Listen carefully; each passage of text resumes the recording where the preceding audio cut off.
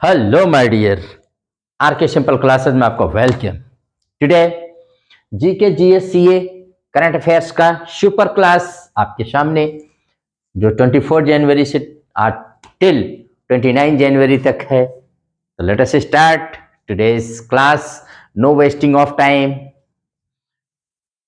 2024 में कौन सा गणतंत्र दिवस मनाया गया भाई? ए में 17वां, बी में 71वां, सी में 75वां और डी में 71वां। तो आप इसको कर सकते हैं, सी ऑप्शन सही है, 75वां 75th रिपब्लिक डे सेलिब्रेट किया गया। तो हम क्यों मनाते हैं रिपब्लिक डे पर? तो सबसे पहले इसके महत्व को हम लोग जान लें, क्योंकि 19 दिसंबर 1929 को कांग्रेस ने ऐतिहासिक पूर्ण स्वराज प्रस्ताव लाहौर अधिवेशन में पारित किया था। लाहौर उसमें पाकिस्तान में था, आज भी पाकिस्तान में ही।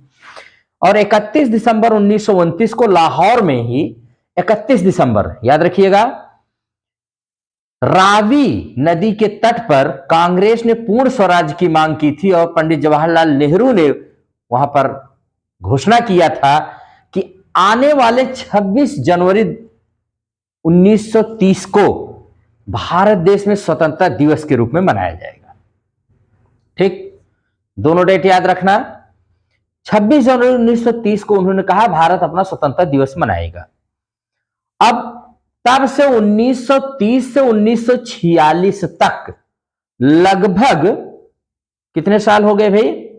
तो 15 साल, क्या 16 साल, 16 वर्ष तक भारत ने अपना स्वतंत्रता दिवस कब मनाया था? 26 जनवरी को। लेकिन भारत को तो स्वतंत्रता मिली 15 अगस्त को।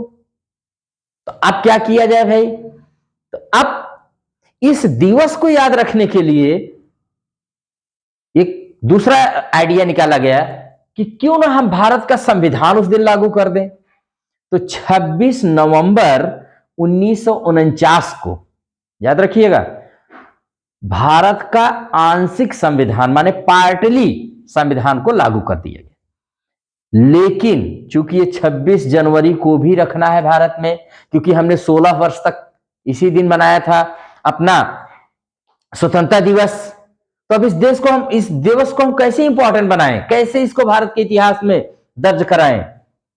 तो सोचा यह गया कि 26 जनवरी 1950 को पूरा संविधान लागू कर दिया जाएगा और इसको नाम दिया जाएगा रिपब्लिक डे या गणतंत्र दिवस। जबकि संविधान दिवस 26 नवंबर को मनाया जाता है। हालांकि पहले इसे विधि दिवस के रूप में मनाया जाता था, लेकिन अब इसे संविधान कॉन्स्टिट्यूशन डे मनाया जाता है। और तब से 26 जनवरी 1950 को पहली बार हमारे देश का पूरा संविधान लागू हुआ, हम गणतंत्र हुए। गणतंत्र का अर्थ है कि हमारे देश का जो मुखिया होगा, राष्ट्राध्यक्ष होगा, वो जनता के द्वारा निर्वाचित किया जाएगा, चुना जाएगा, ना कि वंशानुगत माने वंश के आधार पर नहीं चलेगा जैसे राजाओं महाराजाओं में हुआ करता है। यही है गणतंत्र, लोगों का तंत्र। और संविधान लागू हुआ, हमारे देश का नियम कानून हमारे देश की संविधान के अनुसार चलने लगा और आज तक चल रहा है। तो कौन सा गणतंत्र दिवस अभी हम मनाए हैं? 75वां। आइए इसके बारे में कुछ और इंटरेस्टिंग। तो पहली बार गणतंत्र दिवस कब मनाया गया? तो 26 जनवरी 1950 को। इसके बाद गणतंत्र दिवस का जो परेड होता है, जो गणतंत्र दिवस का परेड होता है, वो पहली बार इरविन स्टेडियम में मनाया गया, पुराना किला के सामने। इरविन स्टेडियम को बाद में नेशनल स्टेडियम और आज इसे मेजर ध्यानचंद नेशनल स्टेडियम कहते हैं। पहले के 4 गणतंत्र दिवस 1950 से लेकर 1954 तक इरविन स्टेडियम, लाल किला, रामलीला मैदान, किंग्सवे मार्ग पर यह हुआ। लेकिन पहली बार 1955 में हमारा जो संविधान था वो कहां मनाया गया? राजपथ पर। वही राजपथ जिसे अंग्रेज अपने जमाने में, जब 1911 में राजधानी कोलकाता से दिल्ली की परिवर्तन करने की बात हुई थी, तो उसका नाम रखा गया था इंडिया गेट से लेकर वायसराय का जो हाउस हुआ करता था, जिसे आज हम राष्ट्रपति भवन कहते हैं, इस बीच की दूरी को जो होता है इसे किंग्स वे नाम दिया गया। जब देश स्वतंत्र हुआ तो 1955 में इसका नाम बदल के रख दिया गया राजपथ, लेकिन 2022 में यही राजपथ का नाम कर दिया गया कर्तव्य पथ। तो किंग्स वे 1911 में, फिर उसके बाद 1955 में राजपथ, 2022 में कर्तव्य पथ। अब हमारा गणतंत्र दिवस कर्तव्य पथ पर मनाया जाता है। वेरी इंपॉर्टेंट फैक्ट्स हैं, ऑलवेज अपने माइंड में इसको रखिए। 1950 में जब पहली बार गणतंत्र दिवस मनाया गया था तो हमारे यहां जो गणतंत्र दिवस के मुख्य अतिथि होते हैं वो इंडोनेशिया के राष्ट्रपति सुकर्णो थे। कहां थे? इंडिया के राष्ट्रपति सुकर्णो। 51 में राजा त्रिभुवन वीर विक्रम शाह थे। 52-53 में हमने किसी को इनविटेशन ही नहीं दिया। 54 में राजा जिग्मे दोरजी वांगचुक, और ये भूटान के थे। भूटान के 3 पीढ़ियों के लोग आज तक आमंत्रित किए गए हैं। कहां पर? यहां पर, माने हमारे गणतंत्र दिवस के मुख्य अतिथि के रूप में। कुल 10 बार अभी हम लोगों ने किसी भी गेस्ट को नहीं बुलाया है। सबसे ज्यादा यूके और फ्रांस के लोग 5-5 बार मुख्य अतिथि बने हैं। भूटान के 4, मॉरिशस के 3, पाकिस्तान के भी 2 बार बने हैं। 1958 से चीन के किसी भी प्रतिनिधि को आज तक गणतंत्र दिवस पर हमने नहीं बुलाया है। 2020 में राष्ट्रपति जायर बोल्सोनारो बने थे मुख्य अतिथि। 2021 और 22 में कोरोना की वजह से, वैसे इंग्लैंड के दिया गया था प्रधानमंत्री को, लेकिन कोरोना की वजह से कोई गेस्ट नहीं हुए। 23 में राष्ट्रपति अब्देल फताह अल सीसी, मिस्र के राष्ट्रपति थे, ये बने थे हमारे यहाँ के मुख्य अतिथि। और 2024 में, अभी हम आपको बता रहे हैं, 2024 में फ्रांस के राष्ट्रपति इमैनुअल मैक्रों बने हैं। कुछ और जान लीजिए। गणतंत्र दिवस का कहते हैं जो रास्ता होता है 5 किलोमीटर से ज्यादा लंबा होता है। यह परेड राष्ट्रपति भवन के पास रायसीना हिल्स से शुरू होकर इंडिया गेट होते हुए लाल किले पर जाकर समाप्त हो जाती है। वैसे तो जाके समाप्त होती है विजय चौक पर। जैसे आप ये भी जानते रहिए, हमारी जो 26 जनवरी की परेड होती है भारत सरकार के रक्षा मंत्रालय द्वारा आयोजित की जाती है, और ये 26 जनवरी से लेकर 29 जनवरी यानी आज तक अंतिम जो समापन होगा इसको बीटिंग द रिट्रीट कहते हैं। Beating the retreat. शुरू में इसमें 30 तोपों की सलामी दी जाती थी, लेकिन आज 21 तोपों की सलामी इसमें दी जाती है। 26 जनवरी 1953 को पहली बार सेना व अन्य बलों के साथ राज्यों की झांकियां भी इसमें शामिल की गई थी गणतंत्र दिवस में। सभी झांकियां 5 किलोमीटर प्रति घंटा की रफ्तार से चलती हैं, जिससे झांकियों के बीच समान दूरी बनी रहती है।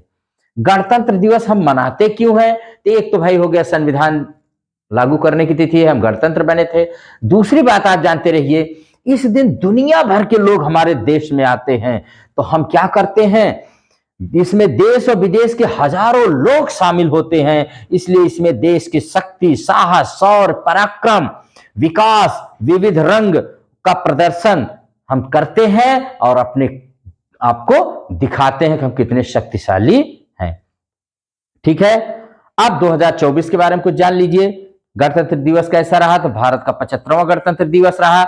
इसमें कुछ नई बातें हुई हैं, जैसे 40 साल बाद इसमें राष्ट्रपति जी हमारी बग्घी से आई है। पहले बग्घी से आते थे, फिर परंपरा शुरू की गई है। और इसमें जो पहले मिलिट्री बैंड से स्टार्ट होती थी, अब की बार महिलाओं के द्वारा शंख, नगाड़ा, नाद, स्वरम, वाद्य यंत्रों से इसकी शुरुआत हुई। और आज इसका अंत भी शंखनाद से ही होगा, बीटिंग द रिट्रीट, जिसमें 31 मधुर ध्वनियों को बजाया जाएगा, सारे जहां से अच्छा।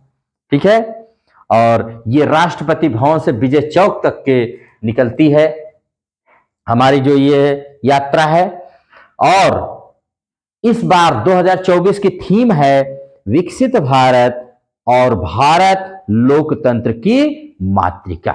जानते हैं 2047 तक भारत को विकसित बनाने का लक्ष्य रखा गया है, और हमारा भारत देश लोकतंत्र की जननी है, इस पर बताने के भी प्रयास हुए हैं। और चीफ गेस्ट तो मैंने बता ही दिया, फ्रांस के राष्ट्रपति इमैनुअल मैक्रों, और फ्रांस के भी एक माने दल ने वहां से भाग लिया था, सेना के दल ने हमारे यहां भाग लिया, फ्रांस की एक सेना की टुकड़ी ने। तो ये हमारा आज केंद्रित था किस पर? गणतंत्र दिवस पर। अगले क्वेश्चन पर आते हैं भाई। यस माय डियर, आपको पता है कि गणतंत्र दिवस के पूर्व संध्या माने उसके 1-2 दिन पहले से ही हमारे यहाँ पुरस्कारों की झड़ी लग जाती है। पद्मा अवार्ड, जीवन रक्षक अवार्ड, माने बहुत सारे अवार्ड की घोषणा की जाती है। तो अगला क्वेश्चन है, हाल ही में कितने लोगों को जीवन रक्षा पदक से सम्मानित करने का फैसला लिया गया है? ए में है 30, बी में है 31, सी में है 32, डी में है 33। तो आप जानते रहिए 31 लोगों को। कितने लोगों को भाई? 31 लोगों को जीवन रक्षा। इसको जानिए, 75वें गणतंत्र दिवस पर 31 लोगों को भारत सरकार द्वारा जीवन रक्षा पदक देने की घोषणा की गई है। गृह मंत्रालय के अनुसार इसमें 3 लोगों को मरणोपरांत दिया जा रहा है। ये 3 कैटेगरी में दिया जाता है। पहले याद रख लीजिए, सर्वोत्तम जीवन रक्षा पदक ये 3 लोगों को दिया जा रहा है। इसकी कैश प्राइज इसमें 2 लाख रुपए मिलता है। कौन? सर्वोत्तम जीवन रक्षा पदक जो 3 लोगों को दिया जा रहा है, इसमें 2 लाख रुपए कैश प्राइज माने दिया जाता है। उत्तम जीवन रक्षा पदक ये 7 लोगों को दिया जा रहा है और इसमें कैश प्राइज 1.5 लाख रुपए है। जीवन रक्षा पदक ये 21 लोगों को दिया जा रहा है और इसमें कैश प्राइज 1 लाख रुपए है। एक इसमें दिया क्या जाता है? तो इस कैश प्राइज के अलावा एक मेडल और सर्टिफिकेट गृह मंत्रालय द्वारा साइन किया हुआ। कौन साइन करता है? गृह मंत्रालय। Awards committee, PM awards committee एक बनती है जो प्रधानमंत्री और राष्ट्रपति को रिकमेंड करती है। इसकी स्थापना इंस्टीट्यूटेड 1961 में, जीवन रक्षा पदक 1961 से दिए जा रहे हैं। जीवन बचाने में असाधारण योगदान हेतु, किसी का जीवन बचाने में, कैसे? जैसे कोई डूब रहा है, कोई दुर्घटना है, या कोई आग से या बिजली से या कोई प्राकृतिक आपदा से, कहीं से भी, या खान में काम करने वालों को, अगर आपने इस तरह से किसी की जिंदगी बचाया है, किसी मानव की जिंदगी को आपने बचाया है, तो आपको यह सम्मान दिया जा सकता है। नेक्स्ट क्वेश्चन है माय डियर स्टूडेंट्स, हाल ही में कितने लोगों को पद्मा अवार्ड्स देने की घोषणा हुई? ए में 140, बी में 135, सी में 132 और डी में है 150। तो भाई पद्मा अवार्ड्स कितने लोगों को देने की घोषणा हुई है? पद्मा अवार्ड्स, तो पद्मा अवार्ड्स देने की घोषणा सी सही है, 132 लोगों को। कितने लोगों को? 132 लोगों को। पद्मा अवार्ड्स की स्थापना 1954 में हुई थी। 2024 में 132 लोगों को दिया जा रहा है। कितने में क्या? तो पद्मा अवार्ड आप जानते हैं 3 श्रेणियों में होता है, पद्म विभूषण, पद्म भूषण, पद्मश्री। 5 लोगों को पद्म विभूषण, 17 लोगों को पद्म विभूषण और 110 लोगों को पद्मश्री दिया जा रहा है। अब महिलाएं इसमें 30 है, विदेशी नागरिक जो है वो 18 है, नहीं 8 है, सॉरी, विदेशी नागरिक 8 है और मरणोपरांत इसमें 9 हस्तियां शामिल हैं। ठीक है, आपको पता है कि एक साल में कितने लोगों को ज्यादा से ज्यादा पद्मा अवार्ड दिए जा सकते हैं? तो आप जानते हैं 120 लोगों को, 120 लोगों से ज्यादा को नहीं दिए जा सकते। तो आप तो कहेंगे सर यहां 132 लोग हैं, लेकिन अपवाद, एक्सेप्शन, यही तो सारा गेम खराब कर देता है। अपवाद यह है कि इसमें विदेशी नागरिक और मरणोपरांत को जोड़ा नहीं जाता है।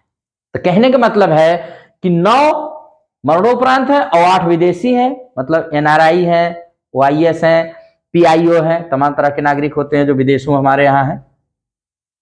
इन नागरिकों तो 17 लोग, तो 132 से 17 घटा देंगे तो 115 लोग, तो 115 लोगों को, 120 तो हुआ ही नहीं। तो कहने का मतलब 115 लोग के, इन लोगों 17 लोगों को नहीं जोड़ा जाता है। अब एक साल में 120 लोगों को ही दिया जाता है। आपको याद रखना 132 और कितने को पद्म विभूषण, कितने को पद्म भूषण, कितने को पद्मश्री मिल रहा है। इसमें से जैसे पद्म विभूषण जो 5 लोगों को मिल रहा है, वैजयंती माला, बिंदेश्वर पाठक जो सुलभ इंटरनेशनल के संस्थापक रहे हैं, चिरंजीवी जो एक्टर है दक्षिण के, एम वेंकैया नायडू जो पूर्व राष्ट्रपति हैं, वैजयंती माला भी एक्ट्रेस ही हैं, पद्मा सुब्रमण्यम भारतनाट्यम की नर्तक है, ये बहुत बड़ी डांसर है। इन 5 लोगों को पद्म विभूषण दिया जा रहा है।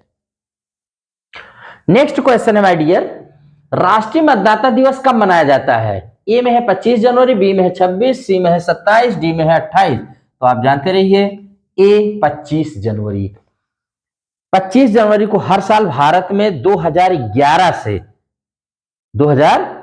से इलेक्शन कमीशन की 61वीं वर्षगांठ थी, तब से हर साल 25 जनवरी को क्या मनाया जाता है?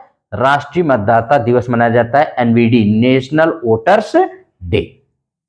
ठीक है, 2024 की थीम है nothing like voting, I vote for sure.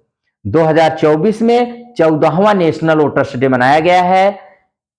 इसका जो हमारे इलेक्शन कमीशन ऑफ इंडिया है, संविधान में इसका वर्णन आर्टिकल 324 में है। यह एक स्थायी संवैधानिक निकाय है। 2001 में आयोग ने अपना स्वर्ण जयंती वर्ष मनाया था।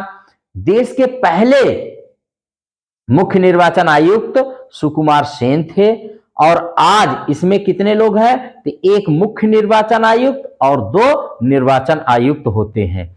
इलेक्शन कमीशन 25 जनवरी को ही क्यों मनाता है? क्योंकि 25 जनवरी 1950 को ही इलेक्शन कमीशन की स्थापना हुई थी। 30 साल इसने अपना कौन सा बर्थडे मनाया होगा, कौन सा एनिवर्सरी मनाई होगी? इसने भी 75वां मनाया होगा। ठीक है, 50 वाले तो सब, जैसे उत्तर प्रदेश ने भी अपना 75वां मनाया भाई, उसका भी नाम 24 जनवरी 1950 को, 25 जनवरी 1950 को इसका भी हुआ।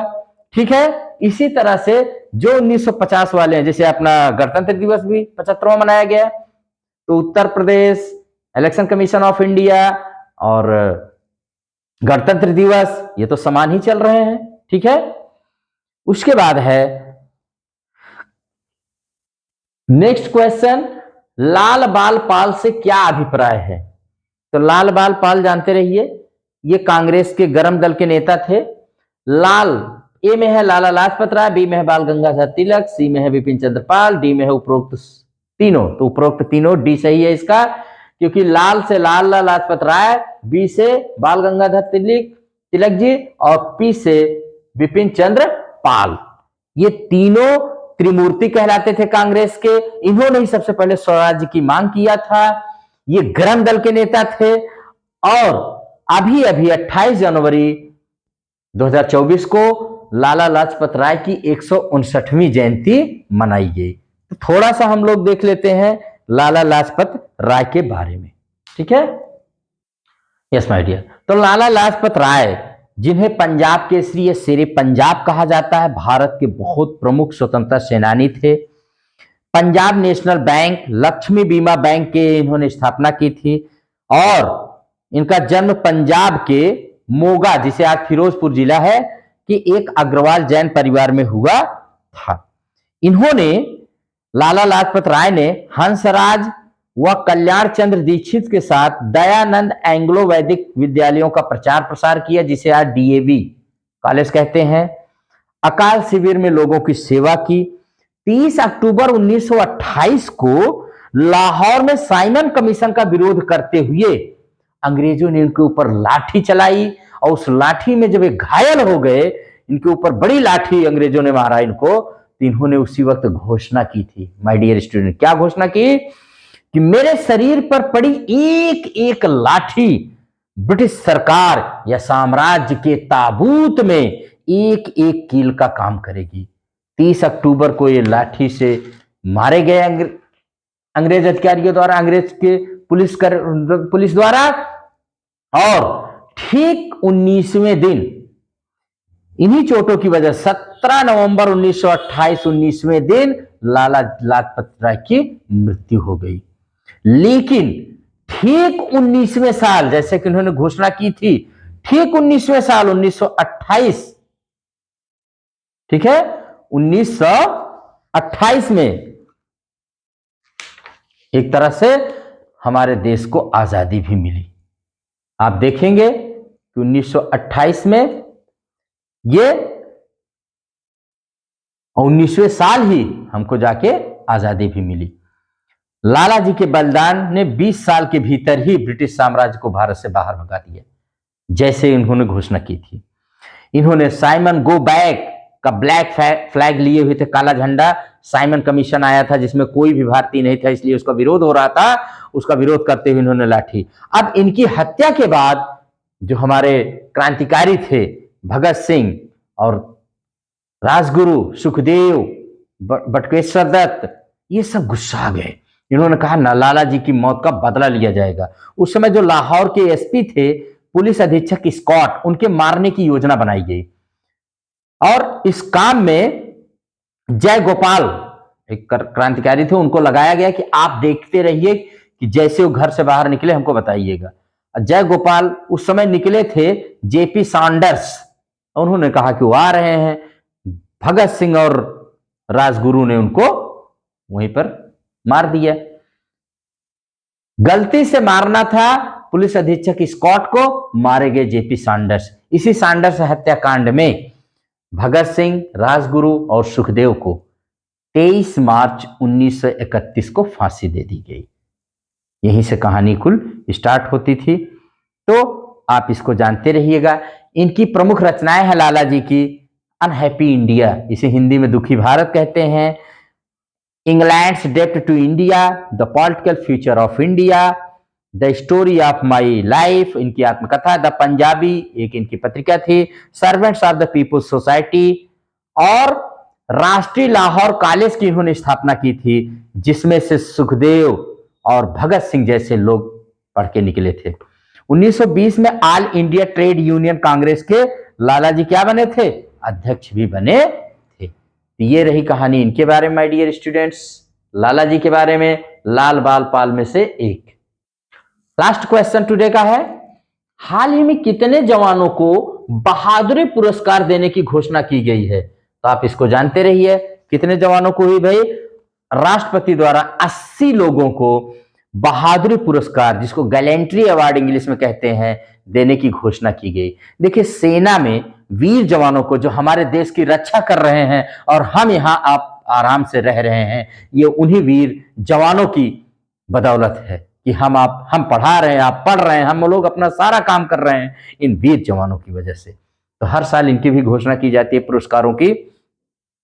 तो राष्ट्रपति द्वारा 80 जवानों को गैलेंट्री अवार्ड देने की घोषणा की गई है।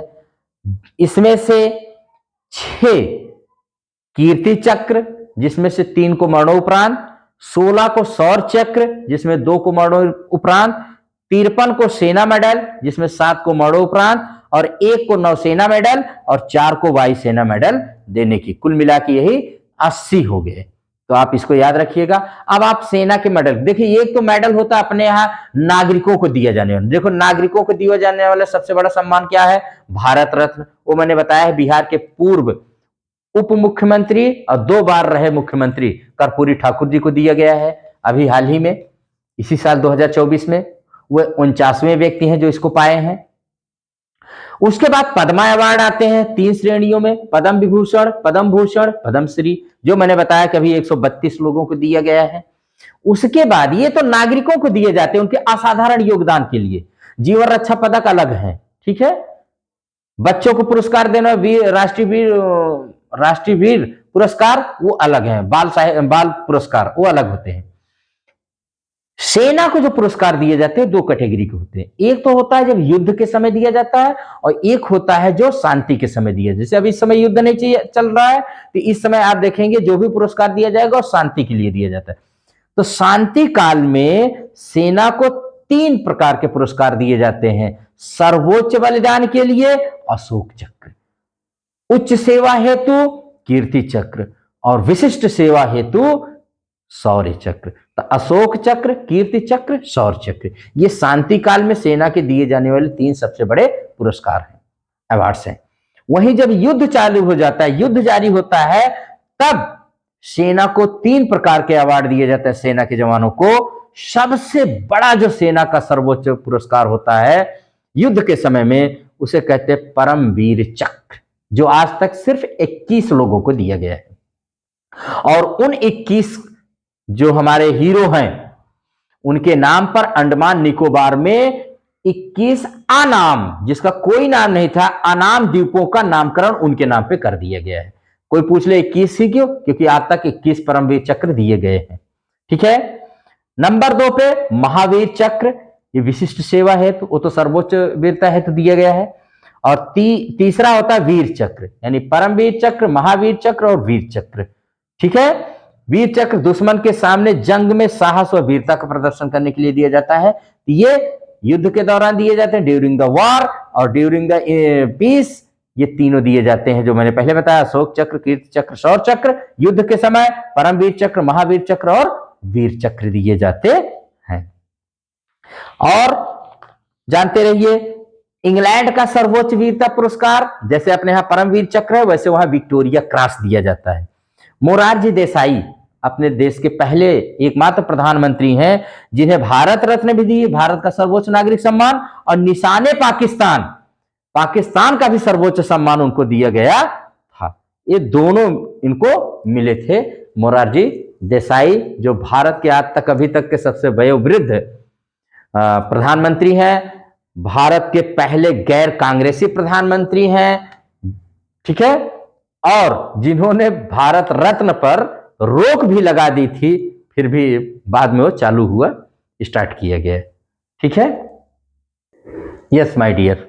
नवीन तिवारी, डॉक्टर रितु करिधल श्रीवास्तव को उत्तर प्रदेश गौरव सम्मान दिया गया है।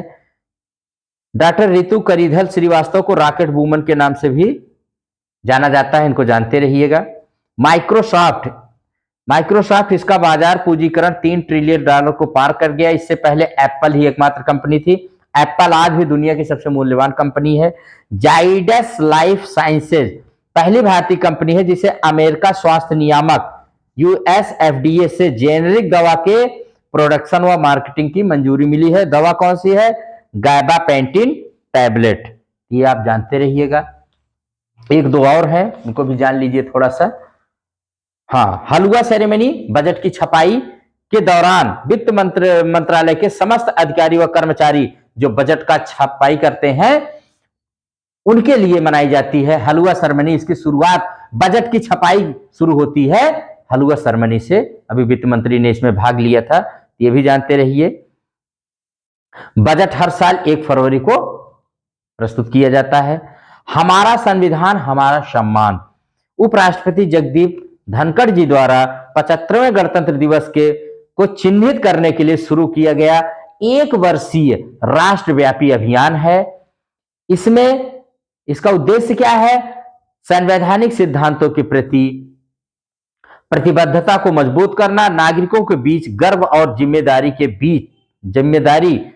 को बढ़ावा देना। देखिए, हमारे संविधान के प्रति हमारे देश के नागरिक जिम्मेदार बने, खूब आगे बढ़ें, संविधान के नियमों को माने जाने, यही इसका उद्देश्य है। हमारा संविधान हमारा सम्मान किसने शुरू किया है? तो हमारे यहाँ के उपराष्ट्रपति द्वारा। इसी के साथ आज की क्लास को यहीं पर एंड करते हैं। क्लास बड़ी हो गई है, बट आप लोग इसको सुनेंगे तो मैंने इसमें बहुत सारे अवार्ड, बहुत सारी जानकारियां ठूस ठूस के भर दी है। आप एंजॉय करिए इसको। फिर मिलते हैं नेक्स्ट क्लास में। Till then, good bye. अगर चैनल पसंद आए तो लाइक एंड शेयर जरूर करिएगा। Thank you.